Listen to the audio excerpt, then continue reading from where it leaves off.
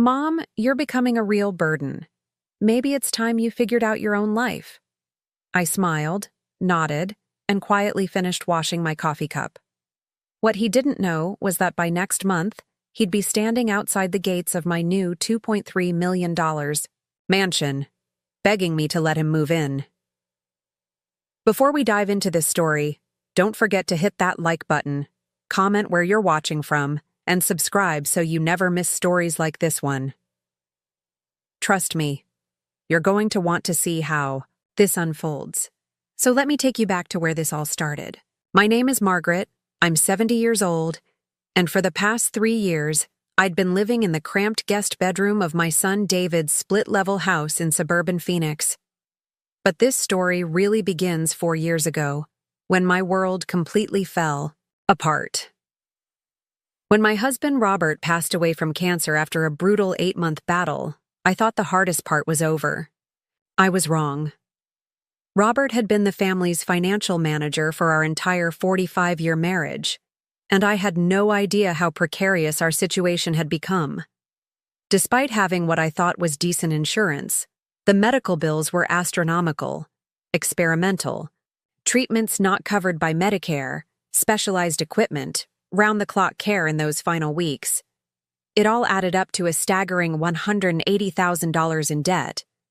I remember sitting at my kitchen table, surrounded by manila envelopes filled with medical bills, collection notices, and legal documents I couldn't understand. The funeral alone had cost $15,000, money I didn't have. The mortgage on our 3-bedroom house in Scottsdale was $2,400 a month, and my teacher's pension only brought in $1,800. I'd taught 3rd grade for 37 years, thinking I'd done everything right, saving what I could, trusting that Robert had handled the rest. I was drowning. That's when David swooped in. My only child, my pride and joy, who had built a successful career as a software engineer and lived with his family in a spacious 4-bedroom house in suburban Phoenix. He was 42 then, married to Sarah for 12 years, with 2 beautiful children, Emma, 8, and Jake, 5.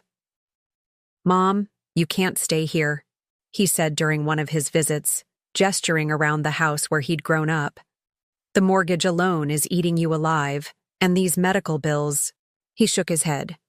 "Sell the house, take whatever's left after you pay off the debts and come live with us. Sarah and I have been talking about it, and we want you there." I protested at first. "David, I don't want to impose. You have your own family, your own life." "Mom," he said, taking my hands in his, "you raised me by yourself after Dad left when I was 10. You worked 2 jobs to put me through college. You never asked for anything back. But now I'm asking you to let me take care of you, please." Sarah was equally insistent when they came over together the following week. "Margaret, honestly, it would be doing us a favor," she said, bouncing baby Jake on her knee while Emma colored at the kitchen table. "I'm drowning trying to manage work and the kids. Having you there would be such a blessing. The kids adore you, and I could really use the help." The decision broke my heart, but I knew they were right. I couldn't afford to keep the house, and the debt wasn't going away. We listed it with a realtor who specialized in quick sales, and within 6 weeks, we had a buyer. The house sold for $340,000. After paying off the $89,000 remaining on the mortgage, settling Robert's medical debts, covering the real estate fees, and paying for the funeral expenses I'd put on credit cards, I walked away with $127,000. It was my entire life's work reduced to a single bank check. But here's the thing. I didn't keep it. Not most of it, anyway. The day I moved into David and Sarah's guest room, I sat them down at their dining room table with 2 envelopes I'd prepared. "This is for Emma's college fund," I said, handing David a check for $75,000. "And this," I continued, giving him a second check for $45,000, "is to help with the mortgage and household expenses. I know having an extra person here will increase your costs, and I don't want to be a financial burden." Sarah actually started crying. "Margaret, this is too much. We didn't ask you to move in for your money." "I know you didn't," I said. "But this is what Robert would have wanted. He always said family takes care of family." David hugged me so tight I thought he might crack my ribs. "Mom, you didn't have to do this, but thank you. We'll put it to good use, I promise, and you'll always have a home with us. Always." I kept the remaining $7,000 as a small emergency fund and moved my belongings into their guest room. A cozy space with pale yellow walls, a twin bed, and a small dresser. It wasn't much, but it was warm and welcoming. And for the first time in months, I felt like I could breathe again. The first year was everything they'd promised. I settled into what I thought would be my final chapter, being the hands-on grandmother I'd always dreamed of being.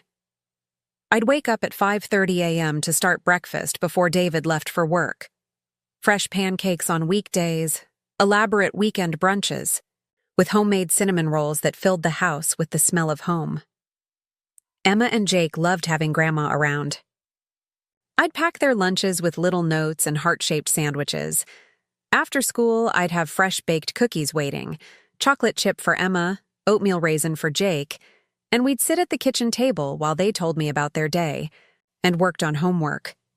Sarah, who worked part-time as a dental hygienist, was genuinely grateful for the help. "I don't know how single parents do it," she'd say as I folded laundry or started dinner. "Having you here has been such a lifesaver. I'd take the kids to soccer practice, attend their school plays, and babysit whenever David and Sarah wanted date nights. I felt useful, needed, important." The guest room began to feel like home as I arranged my few belongings and hung up photos of Robert and family memories. But somewhere around the 18-month mark, I started noticing small changes. It began with little comments. Sarah mentioning how the grocery bill had gone up since I moved in, even though I'd offered multiple times to contribute more. David sighing when I asked to use the computer to check my email. Eye rolls when I didn't immediately understand how to use their smart TV remote. "It's just an adjustment period," I told myself. "All families go through this." Then came the more obvious signs. Sarah started meal planning without asking what I wanted to eat, making portions for 4 instead of 5 and acting surprised when I appeared for dinner. "Oh, Margaret, I didn't realize you'd be eating with us tonight," she'd say, even though I ate with them every night. The children's attitudes began to shift too, though I could tell it wasn't entirely their doing. Emma, who used to run to hug me when she got home from school, started going straight to her room. When I'd knock and ask if she wanted help with homework, she'd say, "Mom said I should be more independent." Jake, my sweet little Jake, who used to climb into my lap for bedtime stories, began saying he was too old for grandma stories. He was 6. David became increasingly distant. Our morning coffee chats, where we'd discuss his work or the kids' school activities, dwindled to polite nods as he rushed out the door. When I'd try to join conversations about weekend plans or family decisions, I'd get responses like, "We'll figure it out," or "Don't worry about it, Mom." The breaking point came during Emma's 9th birthday party. I'd spent weeks planning special activities and had secretly ordered her favorite chocolate cake from the bakery where Robert used to get my birthday cakes. I'd saved up from my tiny personal allowance to buy her a beautiful art set I'd seen her admiring at the store. But when the day arrived, Sarah had already planned everything. Different cake, different activities, and when Emma opened my gift, Sarah said, "Oh, how nice. You can put that in your closet with your other art supplies." I spent the entire party feeling like a stranger in what was supposed to be my home, watching my granddaughter's special day unfold without any of my input or involvement. When I offered to help clean up afterward, David said, "Mom, you've done enough. Just relax." But it wasn't said kindly. It was said like I was in the way. That night, lying in my twin bed staring at the ceiling, I realized something had fundamentally shifted. I wasn't a beloved family member anymore. I was becoming a burden they were too polite to acknowledge. The cow signs had been there for months, but I'd been too hopeful, too grateful, too determined to make it work to see them clearly. The shorter conversations, the excluded planning, the way they'd lower their voices when I entered a room, then smile too brightly and change the subject. I was 67 years old, had given them most of my life savings, had devoted the last year and a half to helping raise their children and manage their household, and somehow I had become the problem. But I didn't say anything. Not yet. I just lay there in the dark, listening to the house settle around me, and started to wonder what Robert would have advised me to do. The months that followed Emma's birthday party were like watching a slow-motion car crash. What had started as subtle shifts in behavior became increasingly obvious patterns of exclusion and dismissal. I kept telling myself I was being oversensitive, that every family goes through adjustment periods, but deep down, I knew something fundamental had changed. It started with the morning routines. For over a year, I'd been the family's unofficial breakfast chef, waking up early to prepare elaborate meals that brought everyone together before the day began. Homemade pancakes with fresh berries, perfectly scrambled eggs, crispy bacon that filled the house with warmth and comfort. David would grab his coffee and actually sit at the table for 15 minutes, telling me about his projects at work or asking about my plans for the day with the kids. But gradually, those conversations became shorter. Then, they became one-sided, with me asking questions and getting distracted grunts in response. Finally, David started grabbing a protein bar and his coffee to go, saying he needed to get to work earlier to beat the traffic. Sarah's transformation was even more pronounced. She'd gone from gratefully accepting my help to treating my contributions like inconveniences she had to manage. When I'd offer to pack the kids' lunches, she'd say, "That's okay, Margaret, I've got a system." When I'd start dinner preparations, she'd walk into the kitchen and rearrange everything I'd laid out, explaining that she was trying to eat healthier, or that the kids were going through a picky phase. The most painful changes involved my grandchildren. Emma, who had been my little shadow for months, started spending more time in her room with the door closed.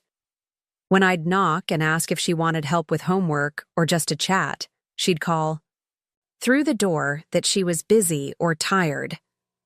One afternoon, I overheard her on the phone with a friend saying, "I can't come over today because my grandma is here and she gets upset if we're too loud." It was like a knife to my chest because I'd never once complained about their noise. In fact, I loved hearing them play and laugh. It meant the house was alive, full of the energy that had been missing since Robert died. Jake's rejection was even harder to bear because he was so young and innocent about it. He'd started parroting phrases that were clearly not his own. When I'd offer to read him a bedtime story, he'd say, "Mommy says I need to learn to fall asleep by myself like a big boy." When I'd try to help him with his shoes or jacket, he'd pull away and insist, "I can do it. Mommy says I don't need help with everything."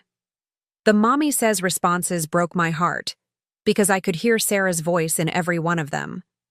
She was systematically training my grandchildren to not need me, to see my help as interference rather than love. But it was the conversations I wasn't supposed to hear that really opened my eyes to what was happening. The first one occurred on a Thursday evening in late October. I'd gone to bed early with a headache, but came out to the kitchen around 9 p.m. to get some water and aspirin. The house was dark, except for the glow from the living room TV, and I could hear David and Sarah's voices from the couch. They were speaking in those hushed tones that parents use when they don't want children to overhear. But they obviously hadn't considered that I might be listening. "I'm just saying it's getting harder," Sarah was saying. "She's always underfoot. I can't cook dinner without her hovering and offering suggestions. I can't discipline the kids without her giving me looks like I'm being too harsh." "She's trying to help," David replied, but his voice lacked conviction. "I know she's trying to help, but it doesn't feel like help anymore. It feels like judgment, Like she thinks I don't know how to run my own household. Maybe we could talk. To her about boundaries, Sarah's laugh was bitter. David, she's 67 years old. She's not going to change. And honestly, I don't think I should have to manage her feelings on top of everything else I'm dealing with. I stood frozen in the hallway, clutching my empty water glass, feeling like I'd been punched in the stomach. They weren't talking about a temporary adjustment period. They were talking about me like I was a problem that needed to be solved. "What are you suggesting?" David asked. "I don't know yet, but something has to change. The kids are starting to act weird around her, like they're walking on eggshells. That's not healthy for anyone." I crept back to my room without getting the water, lay down on my twin bed, and stared at the ceiling until dawn. That conversation replayed in my mind over and over, each word cutting deeper than the last. Always underfoot. Doesn't feel like help anymore. Something has to change. The second conversation I overheard was worse because it happened during the day, when they thought I was out grocery shopping. I'd forgotten my wallet and had to come back to the house, letting myself in quietly through the garage entrance. I could hear them in the kitchen, their voices carrying clearly through the open floor plan. "My mom called yesterday," David was saying. "She wants to know if we're planning anything special for Margaret's birthday next month." It was early November, and my 68th birthday was approaching in December. I'd been wondering if anyone had remembered, but I hadn't wanted to seem needy by bringing it up. "Honestly, David, I don't have the energy to plan a party right now," Sarah replied. "Between work and the kids' schedules and just everything, I can barely keep up with regular life. It doesn't have to be a big party. Maybe just dinner at that Italian place she likes." There was a long pause, then Sarah's voice carefully controlled. "Can I ask you something? And I need you to really think about your answer." "Of course. Do you think this arrangement is working?" Another pause. "What do you mean?" "I mean your mother living here. Really think about it, David. When was the last time we had a spontaneous date night? When was the last time we made love without worrying about whether she could hear us through the walls? When was the last time we had a family conversation without feeling like we were being monitored?" My face burned with shame. I'd never once intentionally eavesdropped on their intimate moments, but I suddenly realized how my presence in the house might feel invasive to them, even when I was trying to be respectful and give them space. "She gave us $120,000, Sarah." "I know, and I'm grateful, but that doesn't mean we owe her the rest of our lives. She's not that old, David. She could find a nice senior community, make friends her own age, have her own space again. She might even be happier. You want me to kick my mother out of our house? I want you to consider whether this is the best situation for anyone involved, including her." I didn't wait to hear David's response. I quietly backed out through the garage, sat in my car for 20 minutes to compose myself, then drove to the store and bought groceries I didn't need, trying to process what I'd just learned. They wanted me gone. Not immediately, not cruelly, but they wanted their lives back. And the worst part was, I could understand their perspective. I was an elderly woman living in their guest room, witnessing their private moments, inadvertently interfering with their parenting, taking up space in their home and their lives. But understanding their perspective didn't make it hurt less. The changes accelerated after that. It was like they'd decided to test the waters, to see how far they could push me toward the conclusion that leaving was my idea. Sarah started making dinner plans that conveniently forgot to include me. "Oh, Margaret, I didn't realize you'd be eating with us tonight," became her standard response when I appeared at the table. She'd make exactly 4 servings of everything, forcing me to either go hungry or awkwardly ask if there was enough to share. David began treating me like a house guest who'd overstayed her welcome. When I'd try to contribute to conversations about weekend plans or holiday arrangements, he'd give me patient smiles and say things like, "Don't worry about it, Mom. We've got it handled." The most painful part was watching my relationship with Emma and Jake deteriorate. It was clear that Sarah had decided I was too involved in their lives, and she was systematically creating distance between us. When I'd offer to help with homework, she'd intercept and say the children needed to learn independence. When I'd suggest activities we could do together, she'd already have made other plans. One Saturday morning in early December, I found Emma in the kitchen making herself a bowl of cereal. I offered to make her pancakes, something that had been our special weekend tradition for over a year. "No thank you, Grandma," she said politely. "Mommy says cereal is fine and I shouldn't expect people to cook for me all the time." The words were clearly Sarah's, delivered in Emma's sweet 9-year-old voice, and they hit me like a physical blow. I wasn't people. I was her grandmother who loved her and wanted to spoil her with weekend pancakes. But somehow, my gestures of love had been reframed as creating unrealistic expectations. "Okay, sweetheart," I managed to say. "That's very grown up of you." She nodded seriously and took her cereal to the living room to eat in front of the TV, leaving me alone in the kitchen with the pancake mix I'd already started preparing. That afternoon, I made a decision. I was going to have an honest conversation with David and Sarah about the situation. I was going to tell them that I could sense their discomfort, acknowledge that the arrangement wasn't working as well as we'd all hoped, and suggest that we figure out a solution together that would work for everyone.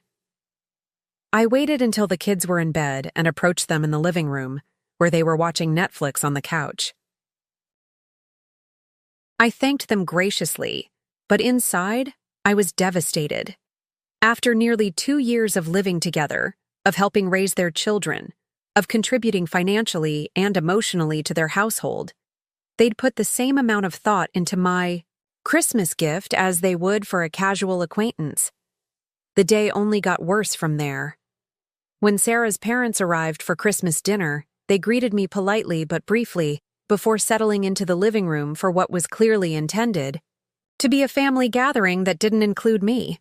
I could hear them laughing and talking from my room, where I'd retreated to give them space, and the sound of their joy made my isolation even more acute.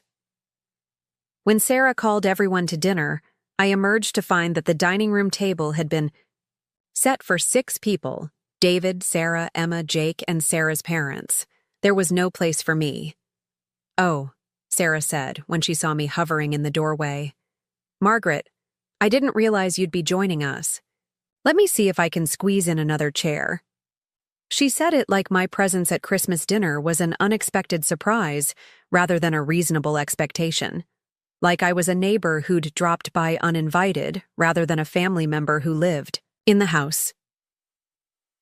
I spent Christmas dinner perched on a folding chair that had been awkwardly wedged between Emma's chair and the wall, making polite conversation with Sarah's parents while feeling completely superfluous to the celebration happening around me. But the absolute worst moment came later that evening, after Sarah's parents had left and the kids had gone to bed. I was in the kitchen cleaning up. Because of course I was cleaning up, it was the one way I could still feel useful. When I overheard David and Sarah talking in the living room. "That was nice," David was saying. "Your parents seemed to really enjoy themselves." They did. And they mentioned how much more relaxed the house feels now that we're adjusting things. "What do you mean?" "Well, they said last year felt really awkward because they weren't sure what role your mom was supposed to play. Like, were they supposed to include her in everything? Was she the hostess or a guest? This year felt more normal. Because she wasn't really involved? Because everyone knew their place." I stood there with my hands submerged in soapy dishwater, listening to my son and daughter-in-law discuss how much better Christmas had been without my meaningful participation. How my reduced role had made everyone more comfortable. How knowing my place had improved the family dynamic. That night, I lay in my twin bed in the guest room that had never truly become my room, staring at the ceiling and making a decision. I was done trying to earn my place in this family. I was done pretending that their politeness was kindness, that their tolerance was love. Most importantly, I was done protecting them from the consequences of pushing me away. The new year brought a whole new level of systematic exclusion. It was like they'd spent the holidays testing how far they could push me, and my lack of resistance had emboldened them to be even more blatant about their desire for me to leave. Sarah started making plans for home renovations that clearly didn't include me as a long-term resident. She'd spread out catalogs and paint samples on the dining room table, talking excitedly to David about how they could reconfigure the guest room once it was available again. When I was present for these conversations, they'd speak in code. When we have our space back, or once we're just the four of us again. But the message was unmistakable. They were planning a future that didn't include me, and they wanted me to know it. David started dropping hints about senior living communities he'd heard good things about. He'd leave brochures on the kitchen counter where I couldn't miss them, featuring smiling elderly people playing shuffleboard and eating communal meals. The subtext was clear. This is where people like you belong. But it was the daily microaggressions that really wore me down. Sarah's exaggerated sighs when I'd enter a room where she was trying to work. David's impatient explanations of technology or household routines, like I was a confused child, rather than a woman who'd managed her own home for 45 years. The way they'd exchange glances when I'd offer opinions or suggestions, like they were humoring a senile relative. The worst part was watching my relationship with Emma and Jake completely disintegrate. Sarah had clearly decided that my influence on the children was no longer welcome, and she was systematically erasing me from their daily lives. When I'd offer to help with homework, Emma would say, "Mom wants me to do it myself." When I'd suggest weekend activities, Jake would respond, "We already have plans." When I'd try to engage them in conversations about school or friends, they'd give me polite but distant answers before finding excuses to leave. It was like watching my grandchildren be trained to not need me, to not want me, to see my presence as an intrusion rather than a gift. The breaking point came in early February, during what should have been a routine family dinner. I'd made my famous meatloaf, a recipe that Robert had loved and that David had grown up on. I'd spent the afternoon preparing it carefully, along with mashed potatoes and green beans, hoping to create one of those warm family moments that had become so rare. But when everyone sat down to eat, Sarah took one bite and made a face. "This is really salty," she announced, setting down her fork. "Kids, be careful. It might be too much sodium for you." I'd made that recipe hundreds of times. It wasn't too salty. But Sarah's declaration meant that Emma and Jake immediately stopped eating, pushing their plates away like the food was contaminated. "I'm sorry," I said, genuinely confused. "I made it the same way I always do." "Maybe your taste buds are changing," Sarah suggested with false kindness. "That happens as we get older. Things that seem normal to us might be too much for others." It was such a patronizing, dismissive explanation that I felt my face burn with humiliation. She was suggesting that my aging palate had somehow made me incapable of cooking food that others could eat. That my contribution to the family meal was not just unwelcome, but potentially harmful. David, rather than defending me or even tasting the food himself to offer a second opinion, simply nodded along with his wife's assessment. "Maybe we should just order pizza," he said. "No big deal." As I watched my family push away the meal I'd spent hours preparing, ordering takeout rather than eating the food I'd made with love, I realized that this wasn't about salt levels or taste preferences. This was about rejecting me, about making it clear that even my most basic contributions were unwanted. That night, I called my old friend Patricia, who lived in Tucson. We'd taught at the same school for 15 years before she retired and moved away, and we'd kept in touch through cards and occasional phone calls. "Patricia," I said when she answered, "I need some advice." I told her everything. The gradual exclusion, the overheard conversations, the Christmas disaster, the meatloaf incident. I poured out nearly 2 years of accumulated hurt and frustration, to the first person who'd been willing to really listen. "Oh, honey," she said when I finished. "I'm so sorry. But can I ask you something?" "Of course." "What are you still doing there?" The question caught me off guard. "What do you mean?" "I mean, why are you staying in a place where you're clearly not wanted? You gave them a small fortune, you've tried everything to make it work, and they're treating you like a burden. What's keeping you there?" I started to give her the standard answers. They were my family. I had nowhere else to go. I couldn't afford to live independently. But as the words formed in my mouth, I realized they weren't entirely true. "Margaret," Patricia continued, "you're 68 years old, not 88. You have your pension, you have some savings left, you could get a nice apartment, maybe even buy a small condo. You could have your own space again, your own kitchen, your own routines. You could stop begging for scraps of affection from people who've already decided you're inconvenient." Her words hit me like a revelation.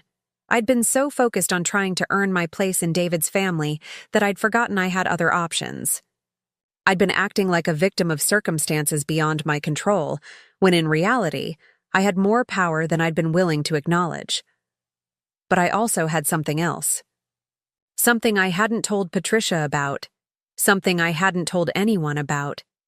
Because while I'd been living in David's guest room, playing the role of the grateful mother who was just happy to have a place to stay, I'd also been quietly, carefully, methodically building something that would change everything, and it was almost ready. The next morning, I woke up with a sense of purpose I hadn't felt in months. I made my coffee, sat at the kitchen table while the rest of the family rushed through their morning routines around me, and opened my laptop. I had emails to send, phone calls to make, and a plan to put into motion, because I was done being treated like a burden. I was done accepting scraps of affection and politeness instead of respect and love. I was done letting them control the narrative of our relationship. It was time for them to learn what it felt like to need something from me. Because I was done being treated like a burden. I was done accepting scraps of affection and politeness instead of respect and love. I was done letting them control the narrative of our relationship. It was time for them to learn what it felt like to need something from me. But first, let me tell you about what I'd been doing during all those months when they thought I was just sitting in my room feeling sorry for myself. You see, while David and Sarah were busy planning their future, without me, I'd been planning my own future, one they couldn't even begin to imagine. And it all started with a phone call I'd received 6 months after moving in with them, a call that changed everything, but that I'd never mentioned to anyone. It was a Tuesday afternoon in April 2022. Emma and Jake were at school, Sarah was at work, and David was in his home office on a video conference. I was in the kitchen, mindlessly folding laundry and feeling particularly invisible, when my cell phone rang. The caller ID showed a number I didn't recognize with an area code from back east. I almost didn't answer, assuming it was a telemarketer, but something made me pick up. Mrs. Carter. Margaret Carter? The voice was professional, courteous, with a slight southern accent. "Yes, this is Margaret Carter. My name is William Hutchinson. I'm an attorney with Hutchinson, Moore and Associates in Charleston, South Carolina. I'm calling regarding the estate of Eleanor Whitmore. Are you familiar with that name?" I nearly dropped the phone. Eleanor Whitmore had been my great-aunt, my grandmother's sister, who I'd met exactly twice in my entire life. Once when I was 7 years old, and once at my grandmother's funeral when I was 16. She'd been a mysterious figure in our family. The wealthy relative who'd moved to Charleston decades before I was born, who'd never married or had children, and who'd maintained only the most minimal contact with the rest of the family. "Yes," I said slowly. "Eleanor was my great-aunt, but I haven't spoken to her in, well, it must be over 50 years. "I understand. Mrs. Whitmore passed away 3 months ago at the age of 94. I've been handling her estate, and I'm calling to inform you that you've been named as a beneficiary in her will." My legs gave out, and I sank into one of the kitchen chairs. I'm sorry, what? According to the will, Mrs. Whitmore left specific instructions that her estate should go to the last decent member of the family who understood the value of hard work and sacrifice. After extensive research into family records and some private investigation, we've determined that person to be you. I sat there in David's kitchen, phone pressed to my ear, trying to process what I was hearing. Eleanor Whitmore, the great-aunt I barely remembered, had somehow been keeping track of our family well enough to identify me as worthy of an inheritance. Mr. Hutchinson, I think there might be some mistake. I'm nobody special. I was just a school teacher. I don't understand why she would— Mrs. Carter, may I share something with you? Mrs. Whitmore kept detailed records. She knew about your late husband's illness and the financial struggles that followed. She knew about the sacrifices you made to put your son through college. She knew about your years of volunteer work at the Literacy Center and the Animal Shelter. She'd been quietly watching the family for decades, and she'd concluded that you were the only one who'd remained true to the values she believed in.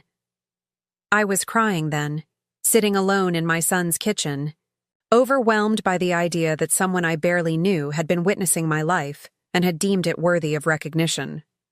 What kind of inheritance are we talking about? I managed to ask.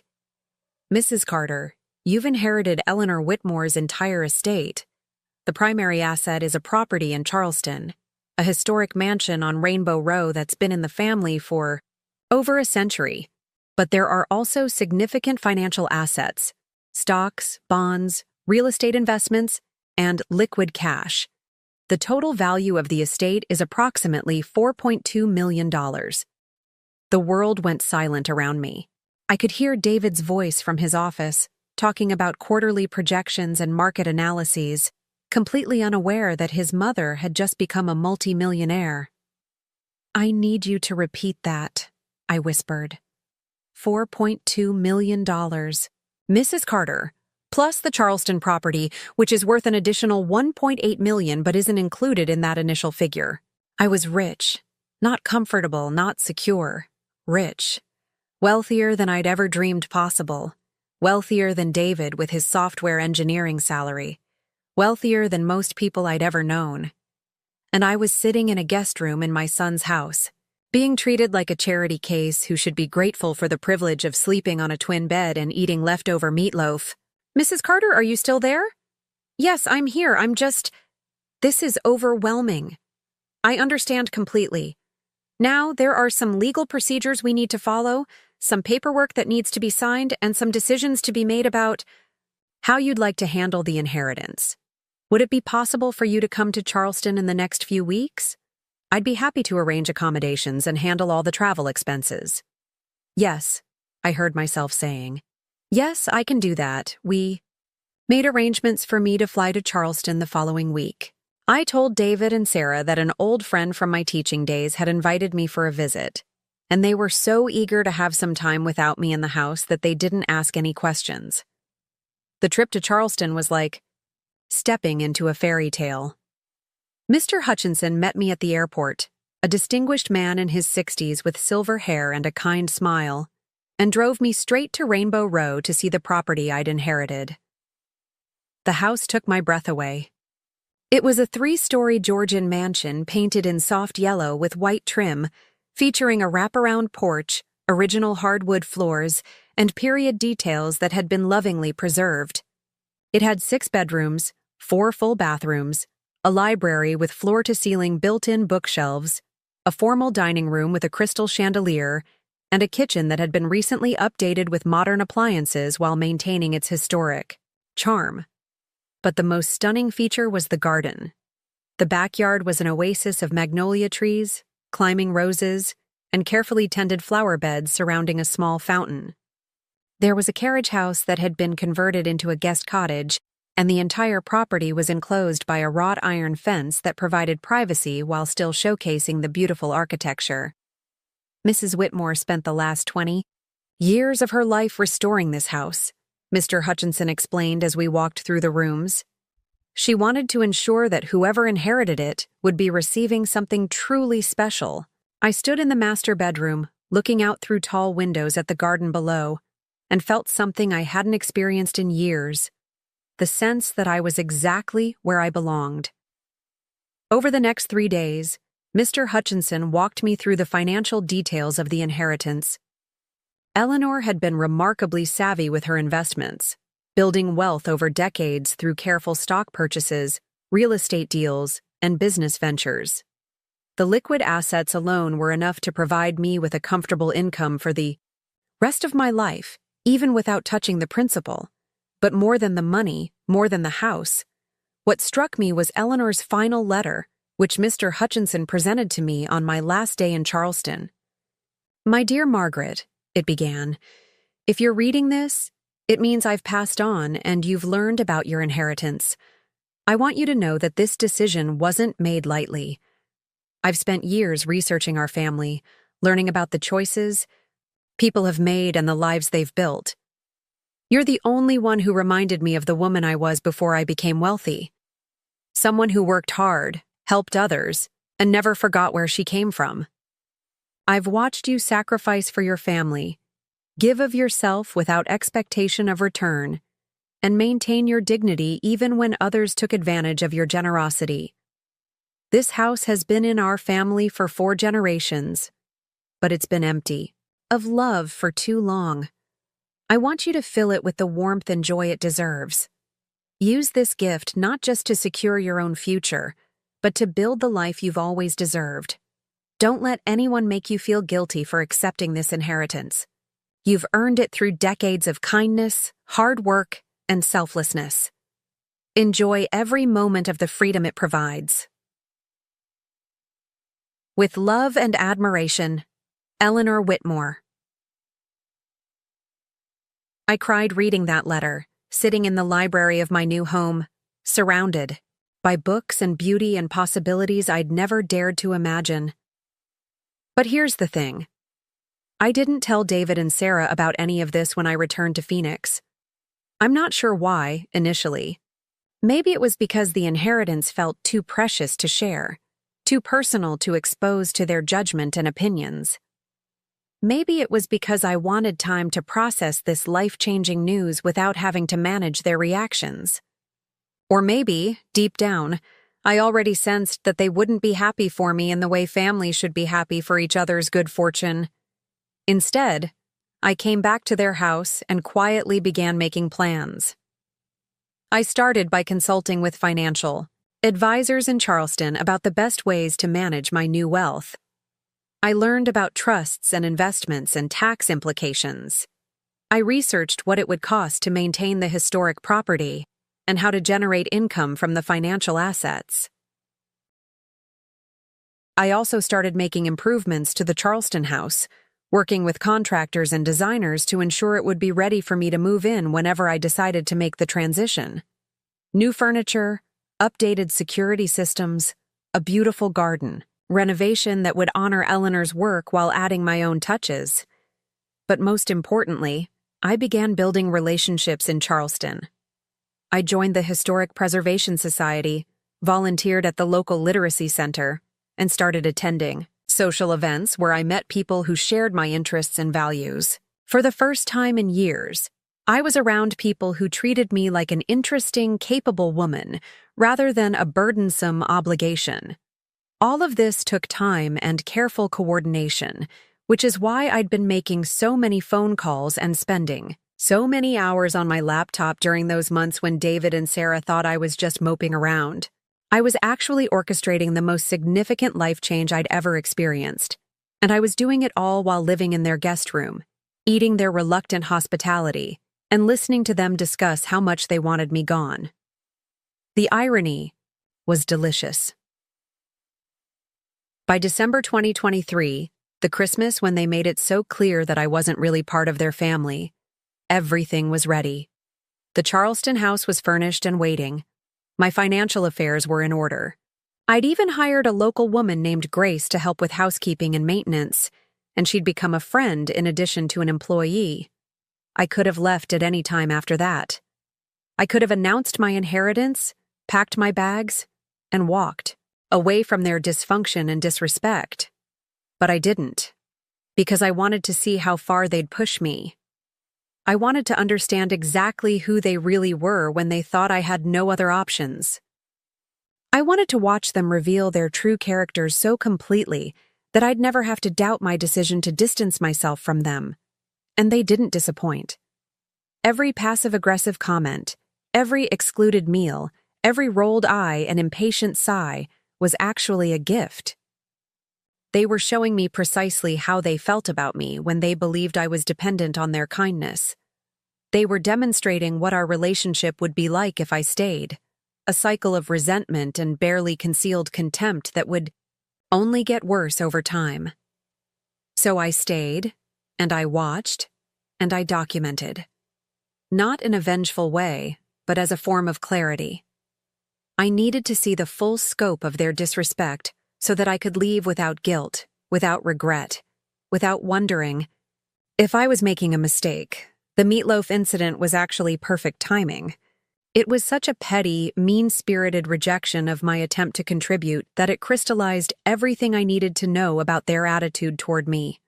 And my conversation with Patricia had given me the final push I needed to stop playing the victim and start exercising my power. That morning in February, when I sat at their kitchen table with my laptop, I wasn't just making plans to leave. I was making plans to teach them a lesson they'd never forget. The first email I sent was to Mr. Hutchinson in Charleston, asking him to begin preparing the paperwork for my official relocation to South Carolina. I wanted to ensure that all legal and financial aspects of my move would be handled smoothly and quickly when the time came. The second email was to Grace, my housekeeper in Charleston, asking her to prepare the house for my arrival and to stock it with everything I'd need for entertaining guests, because I had a feeling I might be hosting some unexpected visitors in the near future. The third email was to a private investigator that Mr. Hutchinson had recommended, someone who specialized in financial background checks and asset investigations. I asked him to conduct a thorough review of David and Sarah's financial situation, including their mortgage status, credit history, and any outstanding debts or obligations. I wasn't planning to use this information maliciously. I just wanted to understand the full scope of their circumstances so that I could make informed decisions about how to handle our relationship going forward. The results of that investigation, which I received 2 weeks later, were enlightening. David and Sarah were not nearly as financially secure as they appeared. Despite David's good salary, they were carrying significant debt, credit cards, a home equity loan, car payments, and the mortgage on their house. They'd been living beyond their means for years, maintaining their lifestyle through borrowing rather than actual wealth. More interestingly, they'd taken out a $50,000 home equity loan just 6 months after I'd moved in with them. The timing wasn't coincidental. They'd used my $120,000 contribution to pay down existing debts, then immediately borrowed against their home's increased equity to fund renovations and lifestyle expenses. In other words, they'd used my money to temporarily improve their financial position, then leverage that improvement to go even deeper into debt. They weren't just ungrateful for my financial contribution. They'd actually made their long-term financial situation worse by using it as justification for additional borrowing. Armed with this knowledge,